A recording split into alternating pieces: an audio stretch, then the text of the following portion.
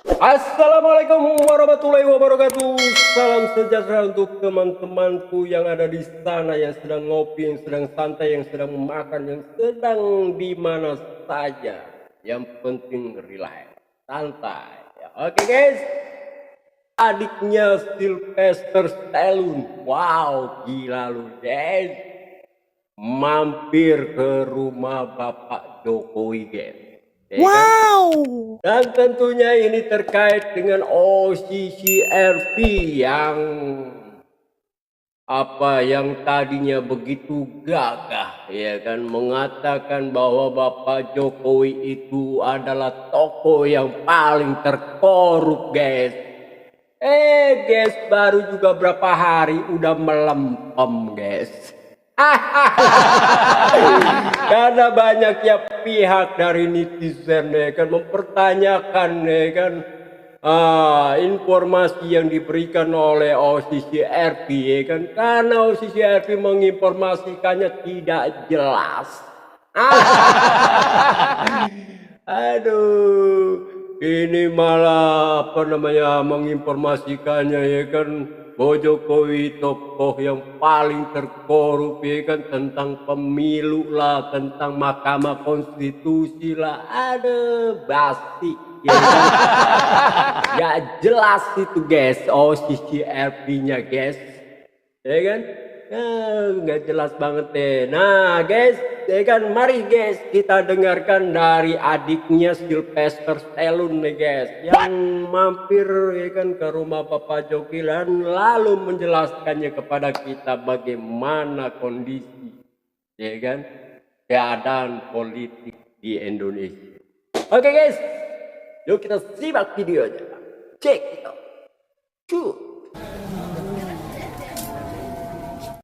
Geser ke kanan. Geser ke kanan. geser ke kanan. Biar nah di tas handphone.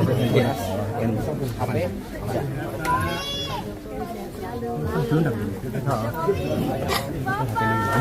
Burangamon dalamnya, burangamon dalam. Geser lagi boleh? Oke. Geser lagi boleh? Kalau mau foto sebelah sana, dari sebelah sana, antrinya sebelah sana. Antrinya kalau foto sebelah sana. Ini, Pak. Ya, bentar Pak, sini Pak. Pak izin terkait pertemuan hari ini gimana Pak? Ya, pertemuan kali ini kangen-kangenan ya, kepada Pak Jokowi, terus kita bicara hal-hal yang ringan-ringan saja, terus mengenai beberapa isu yang kita ketahui bahwa ada framing-framing yang jahat, yang kita ketahui bahwa tadi saya melaporkan ke Pak Jokowi bahwa ada pihak-pihak yang ingin bermain menghancurkan dan mengadu domba kita sebagai bangsa. Ya, contohnya apa yang dilakukan oleh posisi RI ya, yang kita tahu bahwa NGO ini atau LSM ini sama seperti kebanyakan di kita di Indonesia, dan mereka tidak pernah melakukan investigasi atau menemukan bukti-bukti atau data yang valid mengenai yang dituduhkan Pak Jokowi sebagai koruptor gitu loh ya. Jadi tadi Bapak sendiri hanya ketawa-ketawa saja. Bapak bilang bahwa Mas, saya sudah biasa dari dulu memang juga difitnah, tapi saya happy-happy saja. Menurut Bapak ya sebenarnya beliau juga bahagia saja, tidak panik. Dan menurut saya yang panik itu orang yang sudah menjadi tersangka korupsi, ya kan?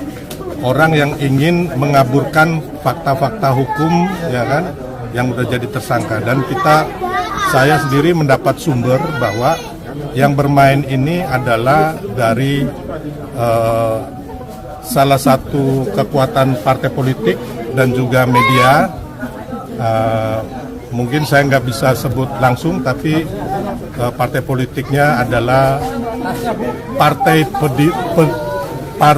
Dinasti Pedihnya Perjuangan dan juga majalah Tempe, ya kan? Bapak bilang bahwa Mas, saya sudah biasa dari dulu memang juga difitnah, tapi saya happy-happy saja. Menurut Bapak, ya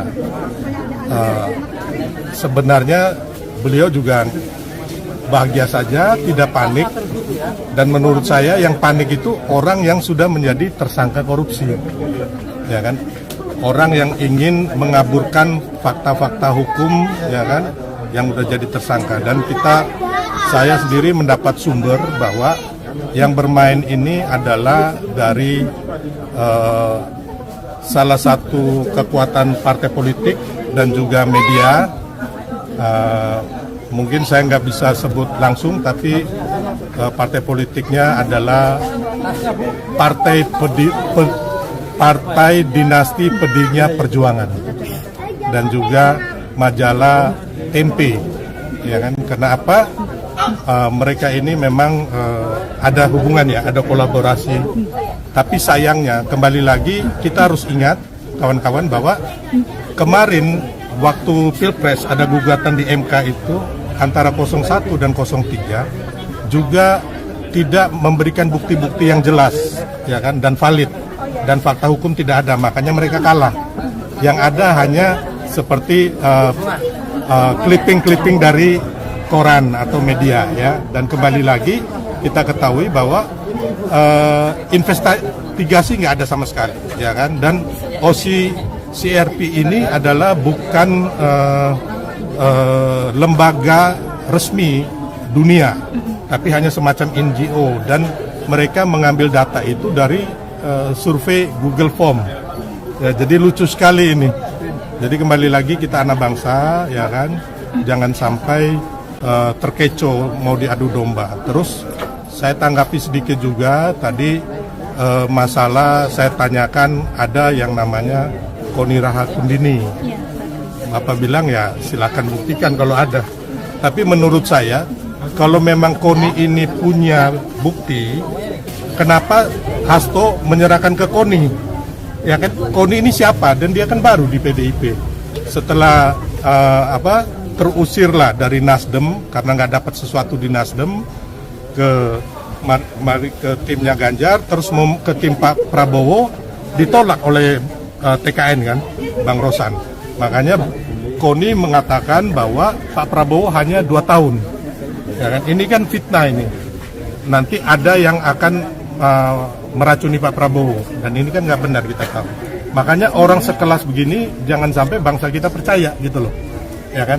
Dan kalau benar-benar ada, ya kan, Koni punya dokumen, ya kan. Kenapa dokumen ini, ya kan, harusnya kan bisa digugat di Indonesia, ya kan. Terus yang kedua, kenapa nggak dititipkan ke Bu Megawati atau Mbak Puan sebagai Ketua DPR atau Pak Budi Karya sebagai Menko Polhukam yang dulunya orang BIN. Benar nggak kawan-kawan?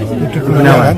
Kenapa harus dititipkan seorang Koni yang kabur dari di Rusia karena takut menghadapi proses hukum atas pelaporan dari beberapa teman mengenai dia memfitnah bahwa polisi bisa mengakses Sirekap. Terus yang kedua, pelaporan dari Ketua TKN Bang Rosan mengenai bahwa Bang Rosan ada ngomong bahwa Pak Prabowo ini hanya bisa bertahan 2 tahun, ya diracun lah. Jadi kembali lagi kepada masyarakat, Pak Jokowi baik-baik saja, beliau sudah mencapai puncak daripada diri beliau sebagai presiden, 4 kali menang dari wali kota, gubernur, presiden 2 kali, terus kemarin mengendos Pak Prabowo dan Mas Gibran jadi, terus banyak juga teman-teman gubernur, teman-teman wali kota yang jadi, ya kan. Beliau sendiri sekarang happy bersama, lihat masyarakat, ya kan, menerima masyarakat, menerima kami semua, bersama keluarga juga bahagia gitu loh. Jadi beliau nggak terpengaruh. Jadi kalau mereka mengatakan Pak Jokowi panik, Pak Jokowi penyebab semuanya ini, yang panik itu yang korupsi, yang sudah jadi tersangka korupsi, ya kan. Ini kan orang lagi happy, gimana mau panik gitu loh. Jadi yang panik ini adalah orang yang tertimpa musibah, dijadikan tersangka karena sudah mengkhianati rakyat dan mengkhianati bapak bangsa kita, yaitu Bung Karno.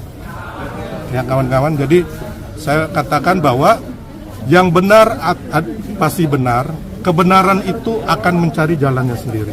Dan jangan lupa, jangan pernah melawan atau mau menzolimin orang baik dan benar.